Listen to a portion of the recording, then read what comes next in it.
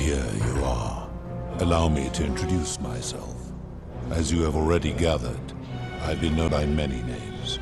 Nergal to the Sumerians, Osiris to the Egyptians, Hades to the Greeks, and Pluto to the Romans. But the one constant through it all has been my title, God of the Underworld. And I've been watching you with curiosity, mortal, ever since your arrival. You're unlike the others, aren't you? And what is more, you carry a weapon that was never intended for mortals to wield, and you do it so brazenly. But there will be time for your reckoning later. First, as a reward for undoing the desecration of my obelisk, I will allow you to satisfy your curiosity. Ask what you will. My story is many thousands of years long. You will need to be more specific. What do you wish to know?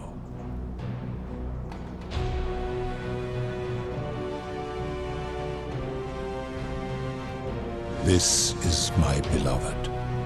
Like me, she has been known by many names.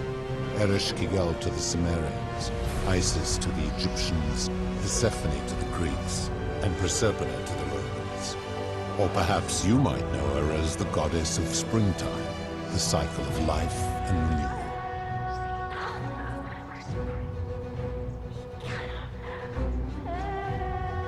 Your gaze lingers too long.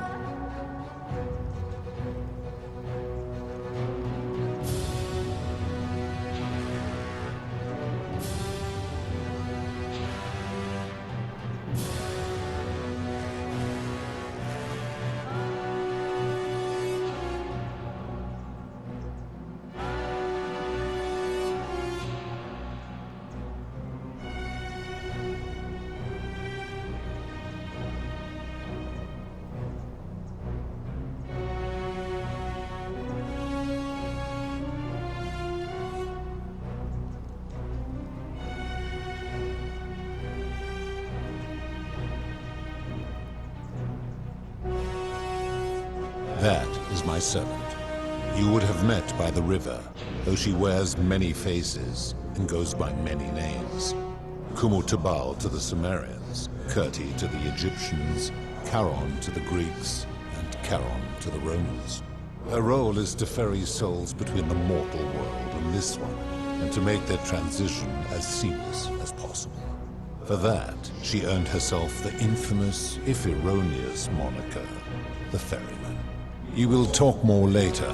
For now, ask your questions.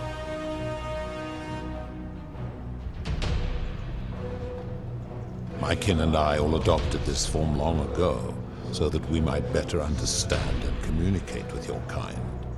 In time, we grew fond of the sensory delights it affords: desire, joy, ecstasy, even rage and sorrow, while an acquired taste can be addictive. It is a matter of perspective. God is a label I was given by you mortals, not one I gave myself. Your ancestors revered me because to them, my knowledge and technology made me incomprehensibly powerful, just as you might seem so to an insect. But despite all that, there are rules even I must obey. No. Long ago I swore to Proserpina that I would remain in this form for as long as we remained among your kind. I must honor that. As you wish. It has come to be known simply as the Underworld, and it exists because of a wager I made long ago.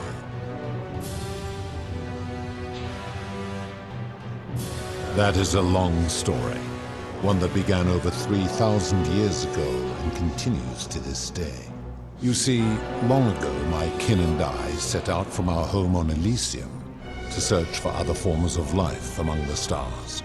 We discovered your planet and witnessed your kind evolving from primates into something lawless and barbaric. You all but destroyed yourselves, your 2 short lives being extinguished by violence and ignorance and disease. Yet Proserpina saw raw potential in you, and persuaded the rest of us it would be squandered without our intervention and stewardship. So we revealed ourselves to your people in a place called Sumer. We offered guidance in agriculture, toolcraft, and law, and you called us gods. For a time you flourished, but soon you were too many for us to oversee.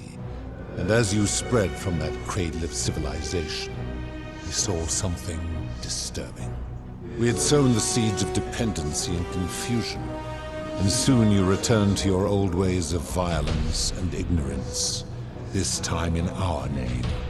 My kin had seen enough, and gave up on your kind, condemning you as barbaric and chaotic, scarcely more than animals.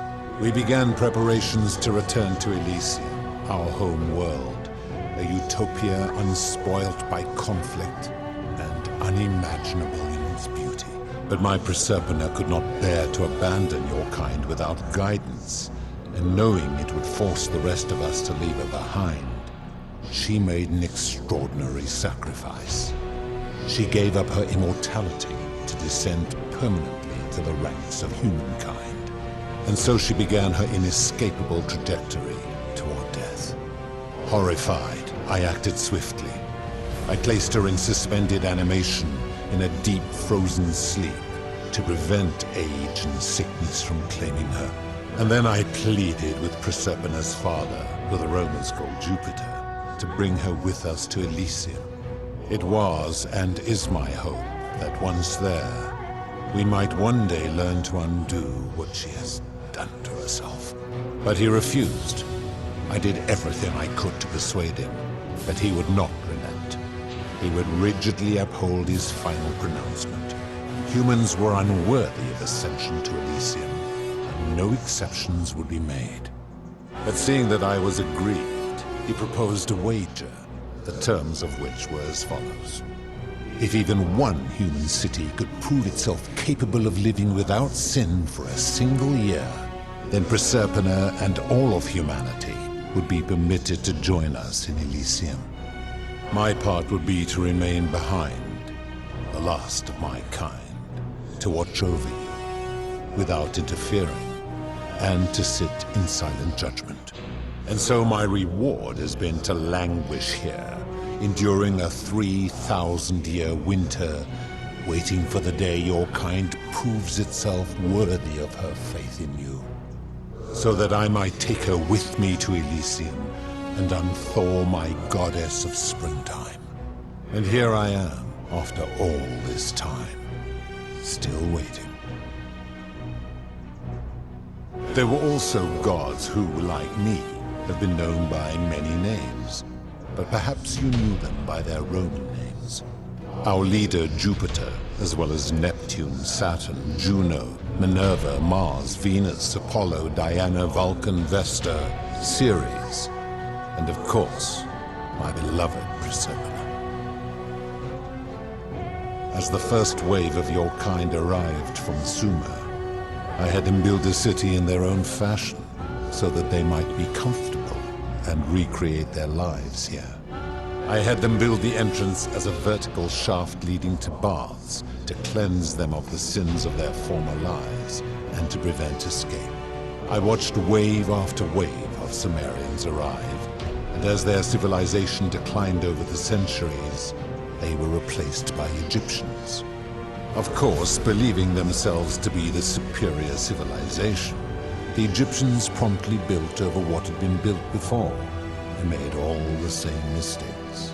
After another 1,000 years, the Greeks began to arrive, and then the Romans, and they all did the same thing. They built upon the underworlds of their predecessors, renamed their gods, and ensured their foundations were forgotten.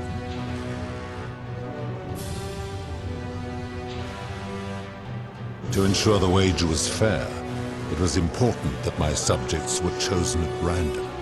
To this end, I had my servant distribute 1,000 tokens fashioned from silver, a rare element at the time, across all of Sumer.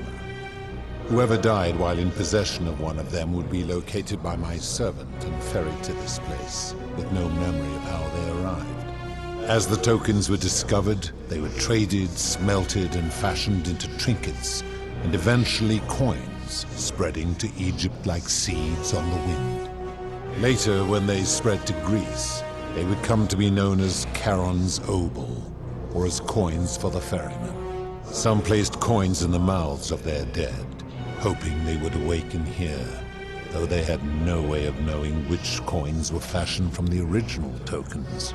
In fact, almost all of the tokens are accounted for. Only 2 remain. And so after this wave destroys itself, as it is destined to do, your kind will have squandered the last of its potential to ascend beyond this rock, and Proserpina's along with it.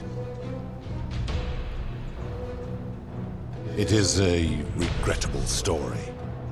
One of the first men who came to this place was a king of Sumer, and a troublemaker. To be rid of him, I returned him to his people, on the condition that my servant erased his memories of this place.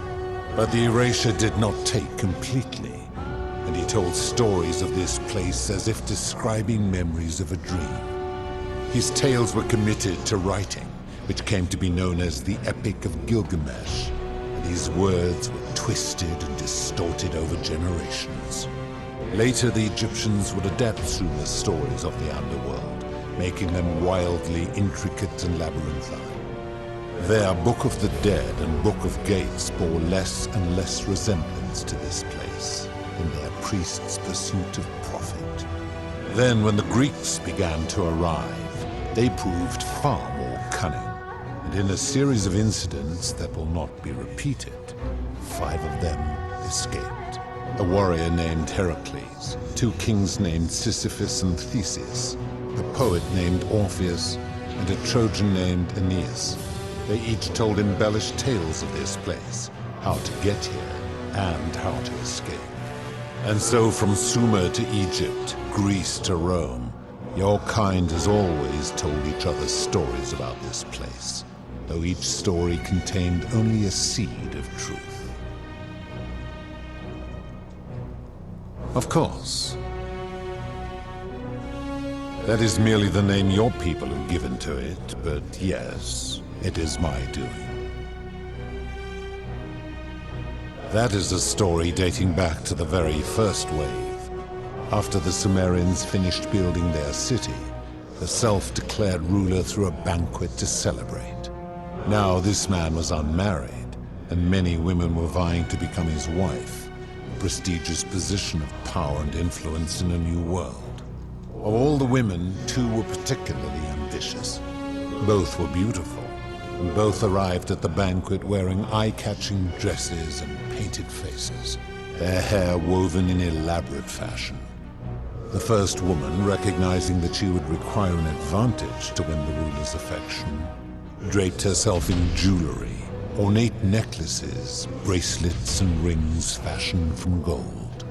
Seeing this ostentatious display, the second woman grew envious, for she had no such jewelry at her disposal. She prayed aloud to any gods that would listen to cover her in gold, and when her prayer went unanswered, she took matters into her own hands. While the others indulged at the banquet, the second woman summoned the first for a discussion in a quiet place. She checked that nobody was watching, and pushed her rival from the top of the ziggurat, where she broke her neck on the rocks below. But I was watching, and I decided to answer her prayer. I took the golden bow left behind by Diana, and I shot that woman in the heart, covering her from head to toe in a layer of molten gold. And I left her to stand there, that she might serve as a grim reminder of what befalls those who sin in my domain. But that was not enough, for the entire city was tainted by her sin, and the wager could no longer be won. So I had no choice but to wipe the slate clean. I gilded them all, to make way for a new wave, and began the wager again. And to this day, each of them, and all who came after, line the halls of this city, inanimate but conscious, suspended in time with only their sight and hearing preserved, so they may bear witness to and lament the folly of your kind for eternity, as silent golden sentinels.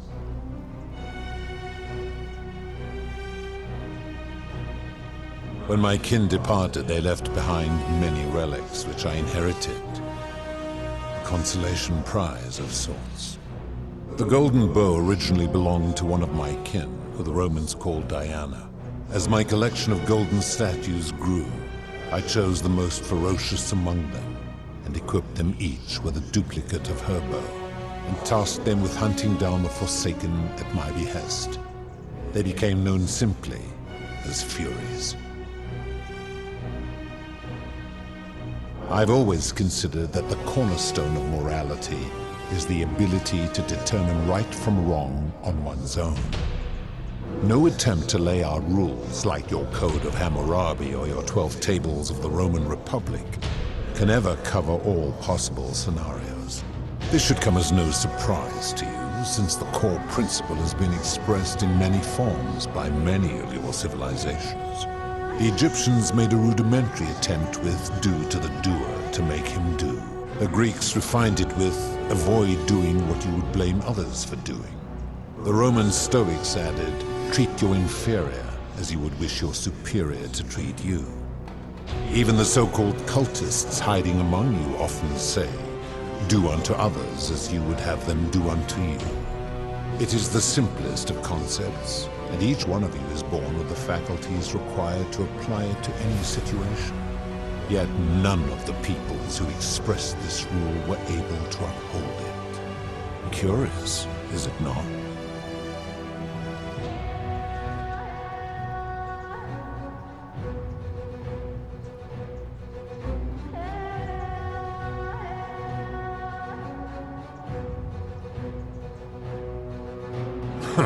For you, perhaps.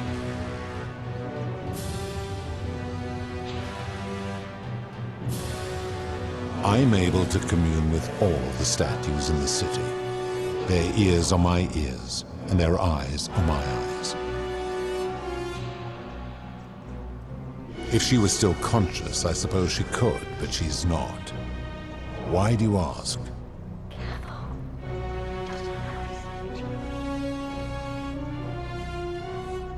Then what an odd question.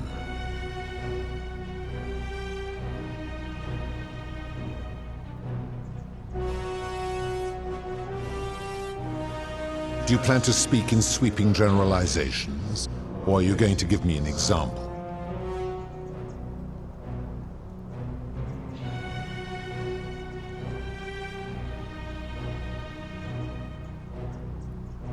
The merchant.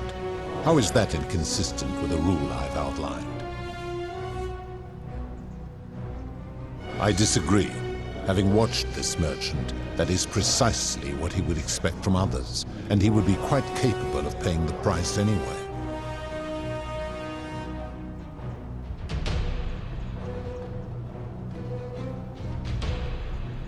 Now tell me, what other sins do you believe I have overlooked?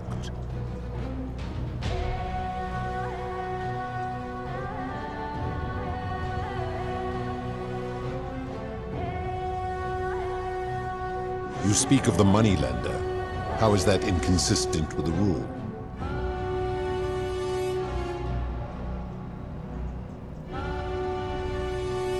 And he would never have signed a contract pledging his labor for 30 years. All he did was enforce the terms of a contract signed voluntarily by others.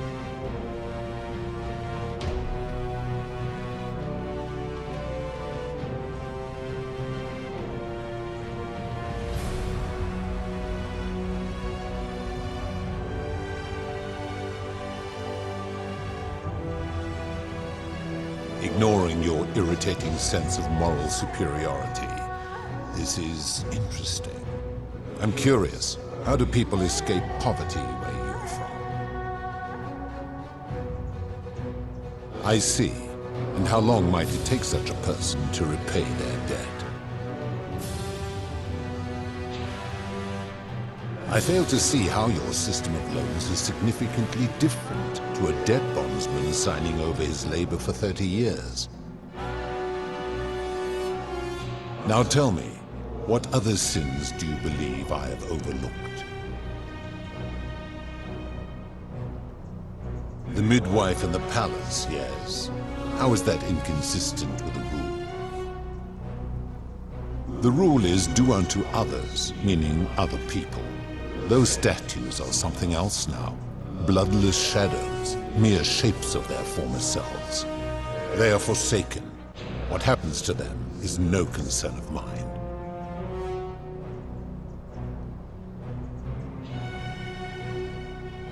Applying this rule always requires us to interpret the meaning of the words. A literal interpretation helps to minimize the ambiguities of your primitive language. Supposing you're right, then my law has been broken, and I should turn you all to gold immediately. Is that what you want?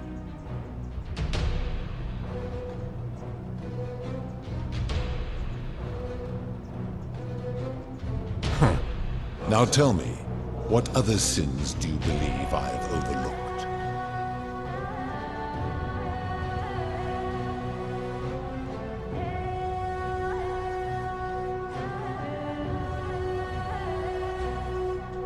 I have seen no such thing, but in any case, taking one's own life is a self-directed act.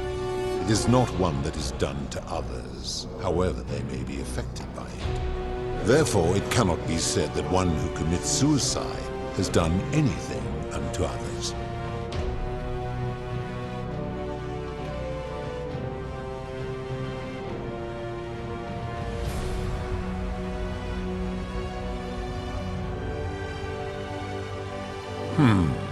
Supposing you're right, then my law has been broken, and I should turn you all to gold immediately. Is that what you want? Now tell me, what other sins do you believe I have overlooked?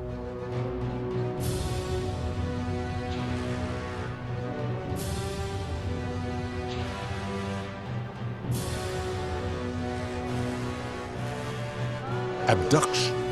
You mean the magistrate imprisoning his daughter in the cistern, I take it. He did so because she sought to escape, a sin I take particularly seriously. Better that he stops her from escaping, albeit brutishly, than I have to wipe out this entire city to punish her. Wouldn't you agree?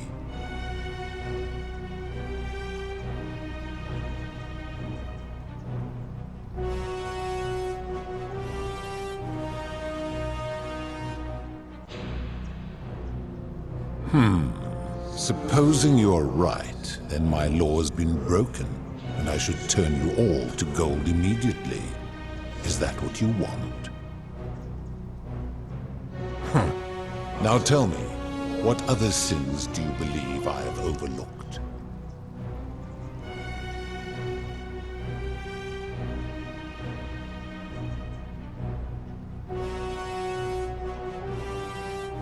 Do you honestly think you could do better?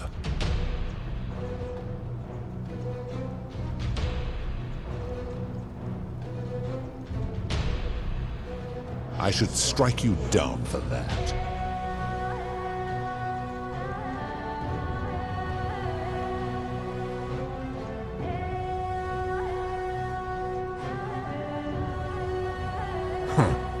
Now, did you have any other questions before your reckoning? I give your kind a second chance at life, as well as ample warning about my law. And when you disobey, and you always disobey, you force my hand, bringing terrible suffering upon yourselves. And so you ask if I am the one destroying your lives. And I say, no, you destroy yourselves. I am merely the means by which you do it. Very well.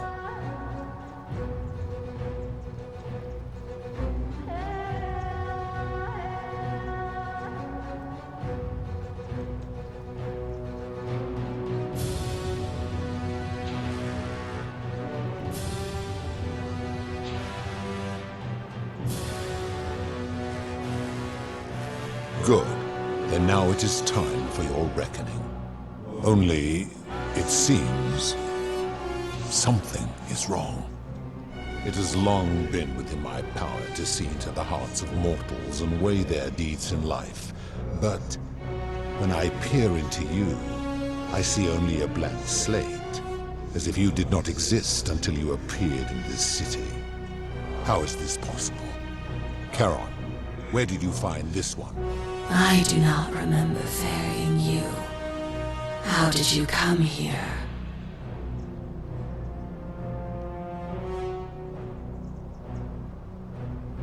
If that is true, then I sense the intervention of someone powerful. How did you come to be in this time, mortal? Who brought you here? He cannot know.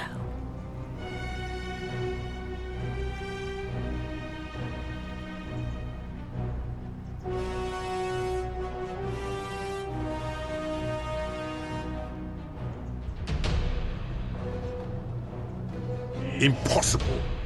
No mortals possess such power.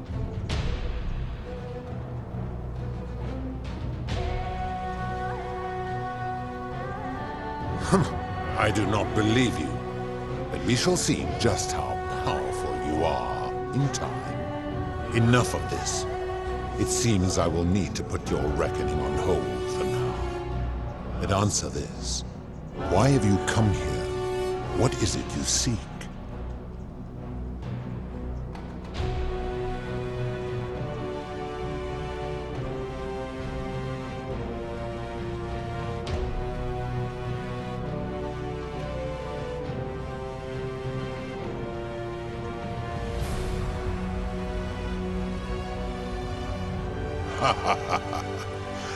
Your hubris is amusing, so I will allow you to make your case. But I warn you, if you anger me or waste my time with lies or wrong-headed arguments, you face death here. So, tell me, why should I put an end to the so-called Golden Rule?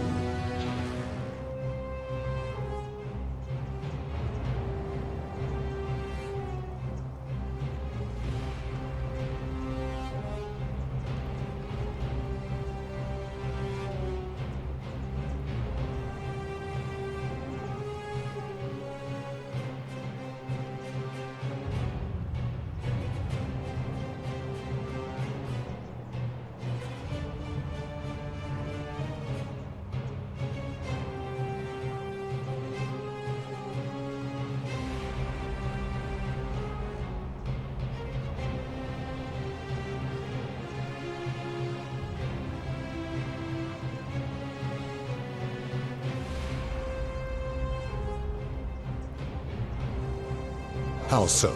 And be specific. You have made a grave allegation, and I expect you to back it up.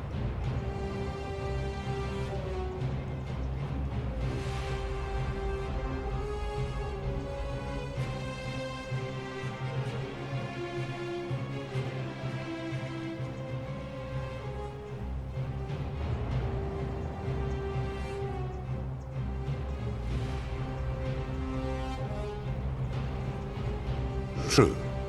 I have witnessed him doing that.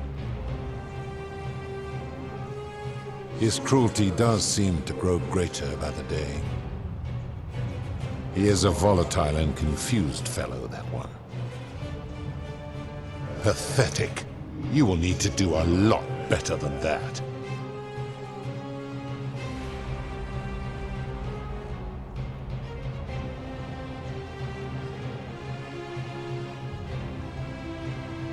That is a very serious accusation, mortal.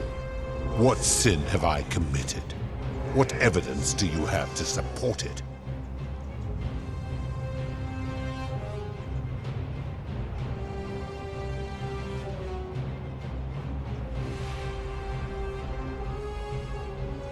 Every one of those people was guilty of failing to ensure their peers lived virtuously. They failed collectively, and so they were punished collectively. The Romans understand this, as did the Greeks before them.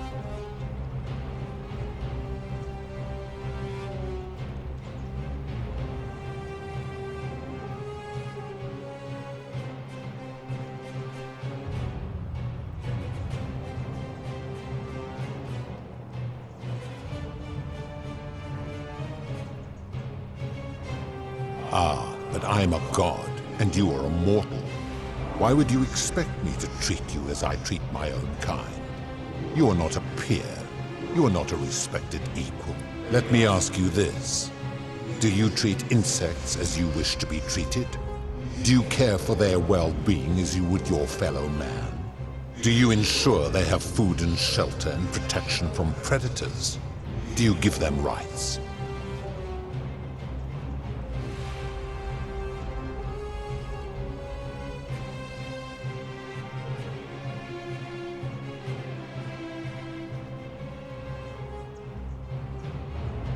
Of course not, because that would be absurd, just as it would be absurd for me to treat your kind as equals.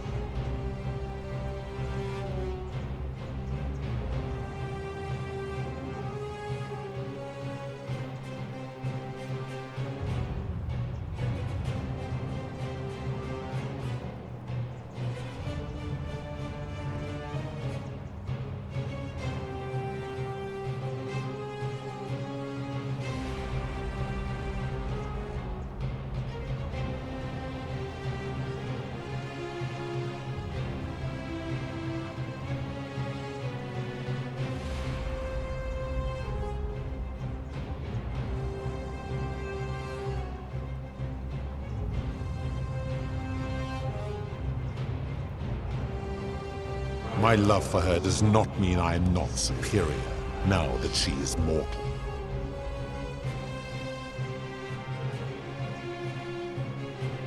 Where to begin? Our lifespans exceed yours by thousands of years, in which time we accumulate vast wisdom and a mastery of technology you cannot begin to imagine.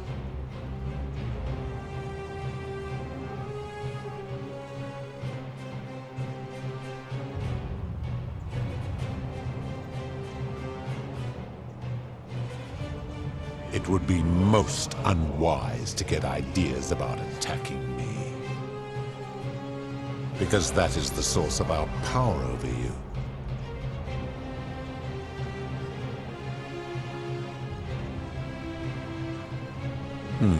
You could say that.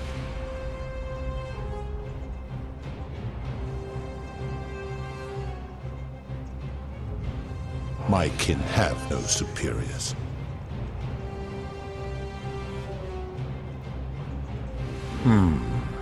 That is true. Go on. Make your point, mortal.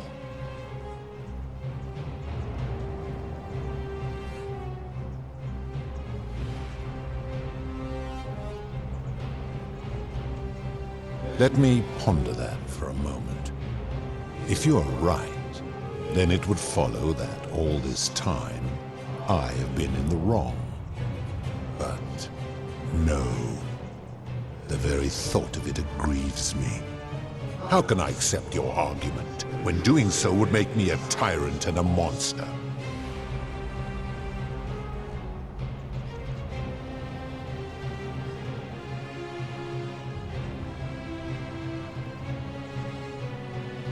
Wait, what? What are you saying?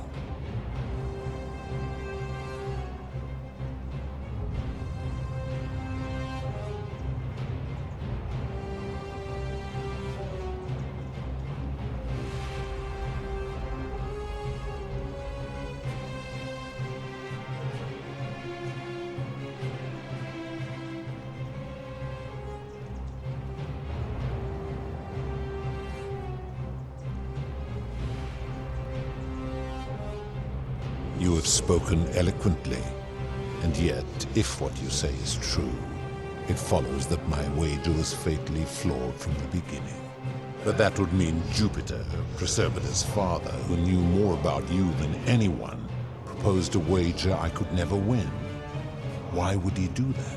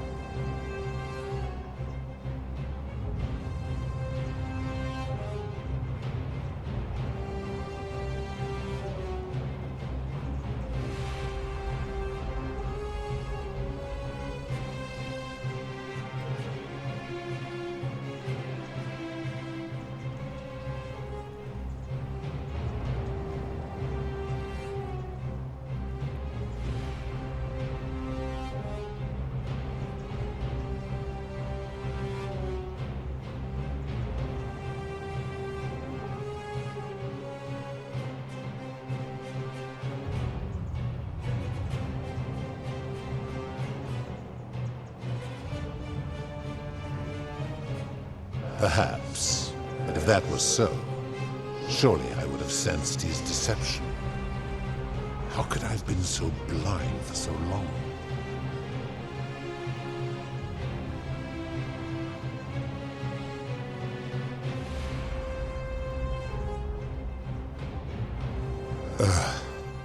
Your words sting me, mortal.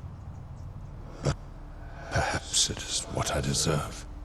As difficult as this is to admit, I have suspected as much for a long time now. And I cannot deny it any longer. I've been so fixated on taking my beloved to Elysium that every time one of you sinned, it wore away my hope of being with her again.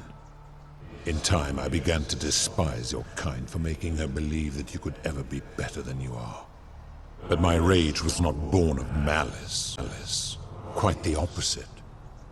Everything I have done, I did because I loved her. Who knew this empathy of yours, which you celebrate so much, could have such a dark underside? This has gone on too long. It is time for me to let go of this form, of her, of all of you. But know this, if I abandon the wager and leave for Elysium, neither she nor your kind may ever ascend.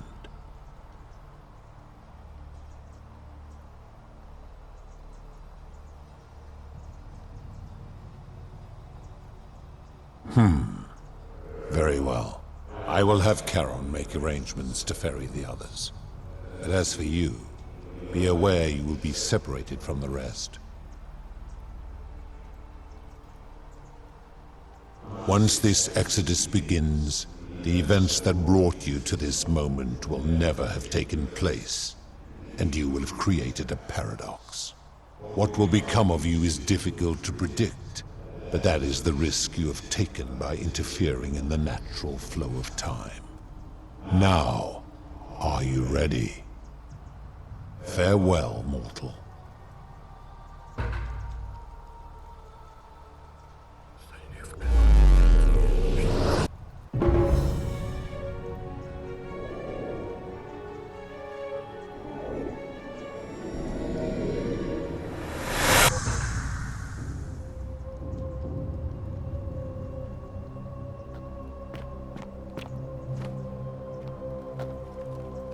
Oh! Hi there. Gave me a bit of a fright. Thought I was in here alone. I'm Al. Well, here I am. I'm sorry, I didn't catch your name. Know who you are. I barely remember how I got here myself. Oh, did that lady in the forest send you in here after me? I guess I lost track of time, learning about the history of this place, and it is extraordinary.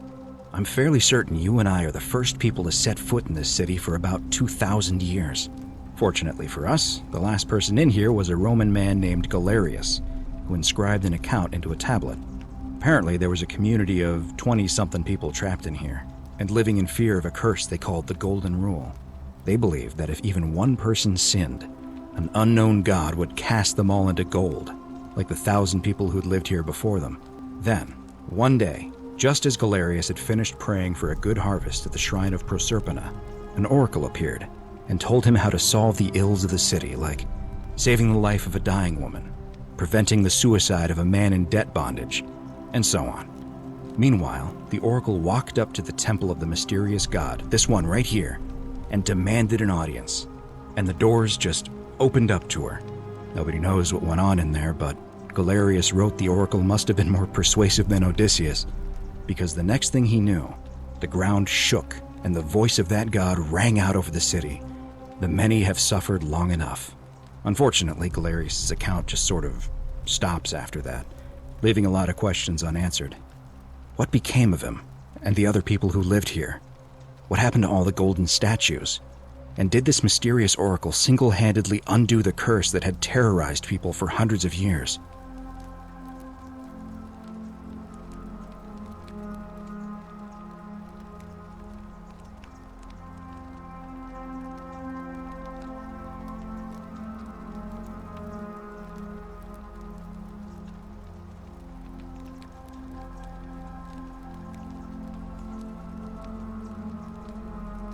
What? Oh, I see. For a moment there, I thought you were serious. Anyway, I think I found a way out through the aqueduct that brought water into the city. Follow me.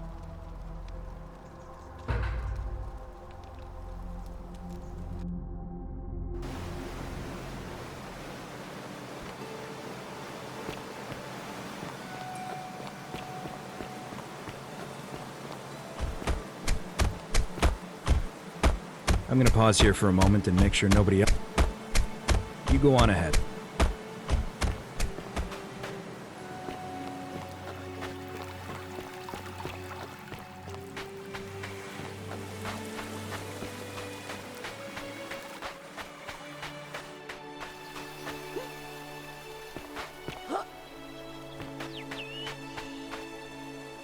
You're back! But you're alone.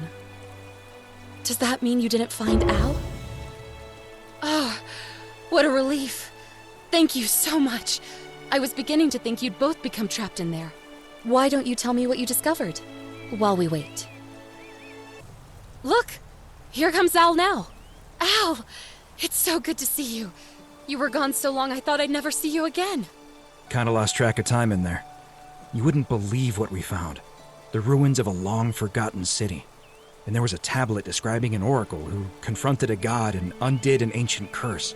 Sounds like quite a story, and I look forward to hearing all about it. But you two look exhausted. Why don't you hop in my boat and rest while I ferry you back to civilization? Sounds good to me. And you? Are you ready to go home?